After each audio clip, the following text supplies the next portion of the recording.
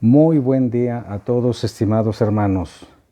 Escuchemos con mucha atención y reverencia la palabra de Dios de la Santa Misa del día martes 22 de octubre. Primera lectura de la carta del apóstol San Pablo a los romanos. Hermanos, así como por un solo hombre entró el pecado en el mundo, y por el pecado entró la muerte, así la muerte llegó a todos los hombres, por cuanto todos pecaron. Ahora bien, con el don no sucede como con el delito, pues si por el delito de uno solo murieron todos, cuánto más la gracia de Dios y el don otorgado por la gracia de un solo hombre, Jesucristo, se han desbordado sobre todos. En efecto, si por el delito de uno solo reinó la muerte, por un solo hombre, con cuánta más razón los que reciben la abundancia de la gracia y el don de la justicia, reinarán en la vida por uno solo, Jesucristo. Así pues, como el delito de uno solo atrajo sobre todos los hombres la condenación, así también la obra de justicia de uno solo procura para todos los hombres la justificación que da la vida. En efecto, así como por la desobediencia de un solo hombre todos fueron constituidos pecadores, así también por la obediencia de uno solo todos serán constituidos justos. De modo que, donde abundó el pecado, sobreabundó la gracia, para que así como el pecado tuvo poder de causar la muerte, así también la gracia de Dios, al justificarnos, tendrá poder para conducirnos a la vida eterna por medio de Jesús nuestro Señor. Palabra de Dios. Te alabamos, Señor.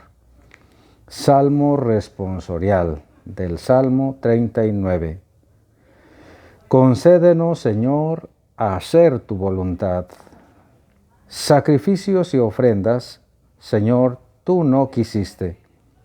Abriste en cambio mis oídos a tu voz. No exigiste holocaustos por la culpa, así que dije, aquí estoy. En tus libros se me ordena hacer tu voluntad. Esto es, Señor, lo que deseo, tu ley en medio de mi corazón. He anunciado tu justicia en la gran asamblea.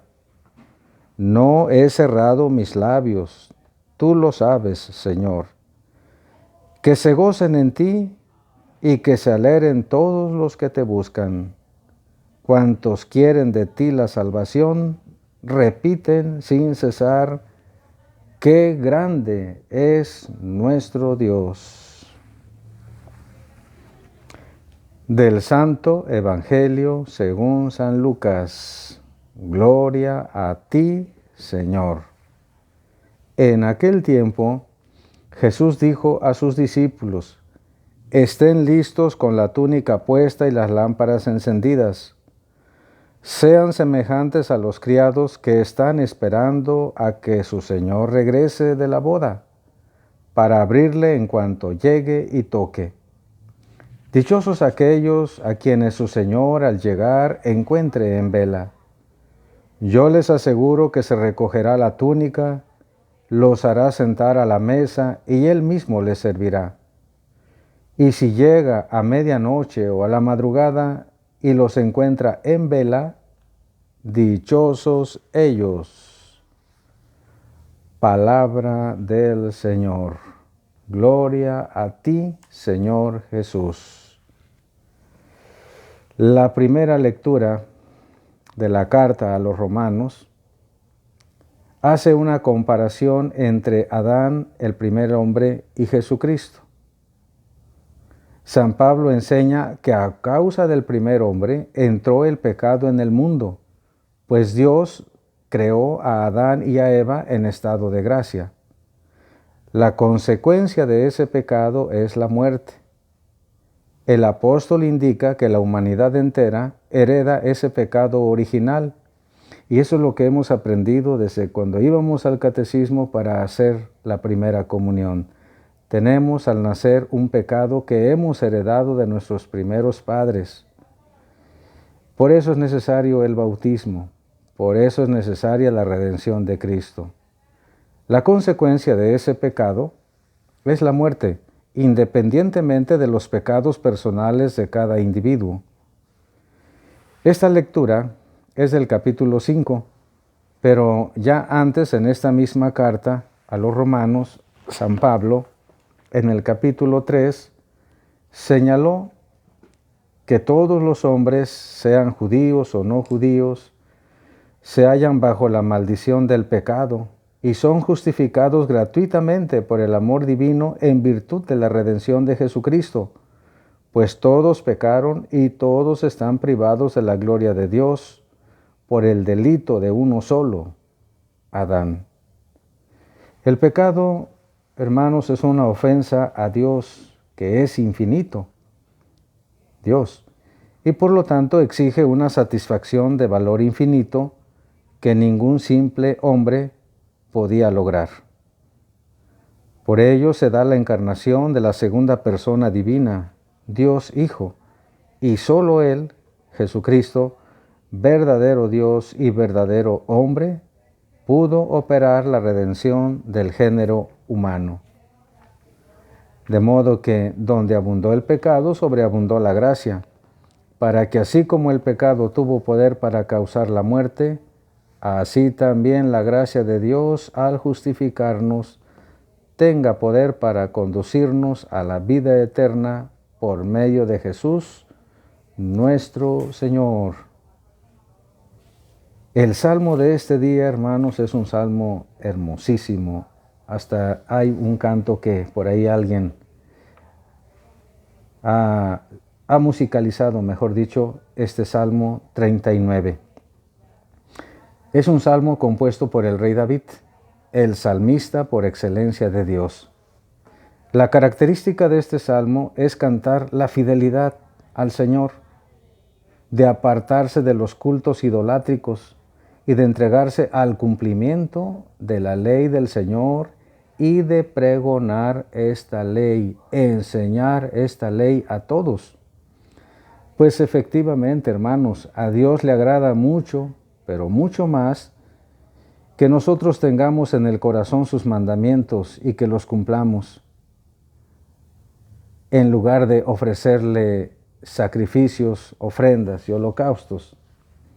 No hay nada comparado con cumplir la voluntad divina, manifestada y expresada en cada uno de sus santos mandamientos. Por eso, yo diría que no andemos inventando cosas para agradar a Dios si ya tenemos sus mandamientos.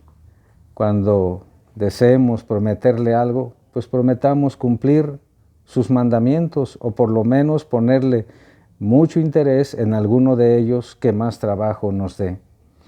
Porque ya sabemos, hermanos, que la religiosidad popular a veces lleva a la gente a prometer algo que a Dios no le agrada en primer lugar, como por ejemplo, prometen ir de peregrinos a algún santuario, que van a hacer penitencia arrastrando cadenas o cargando cactus en los hombros durante la Semana Santa, que prometen comprarle la ropita al niño Jesús, que le van a hacer fiesta a San Juditas Tadeo o a otro santo. Esto se puede hacer, desde luego, pero nunca sin descuidar lo más importante, que es el cumplimiento de los mandamientos. No es que a Dios no le agrade que tengamos otros signos de cariño y de respeto a Él y a sus servidores los santos. Lo que no le agrada es que en lugar de cumplir sus mandamientos, inventemos otras cosas para no cumplir estos señalados mandamientos. En el Evangelio, San Lucas relata la instrucción de nuestro Señor Jesucristo a sus discípulos. para que estén siempre listos, preparados, vigilantes para cuando Él vuelva. Es pues un discurso escatológico. Escatológico porque se refiere a lo que habrá de suceder al final de los tiempos. Sean como los criados, dice el Señor, que están esperando a que su amo regrese de una boda.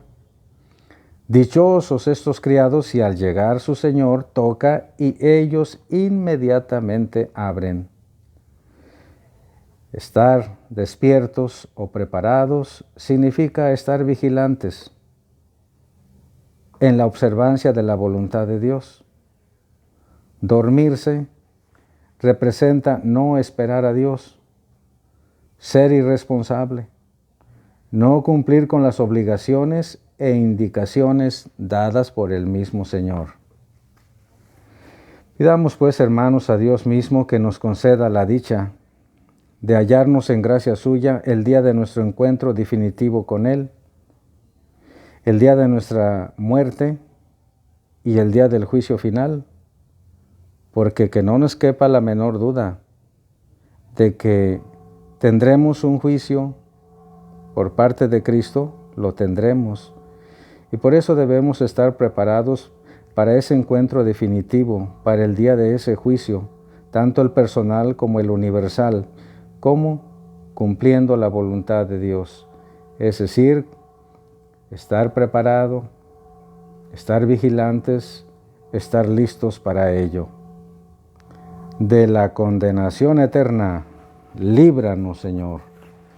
Les habló el Padre Víctor Manuel Aguilar y con gusto les doy la bendición.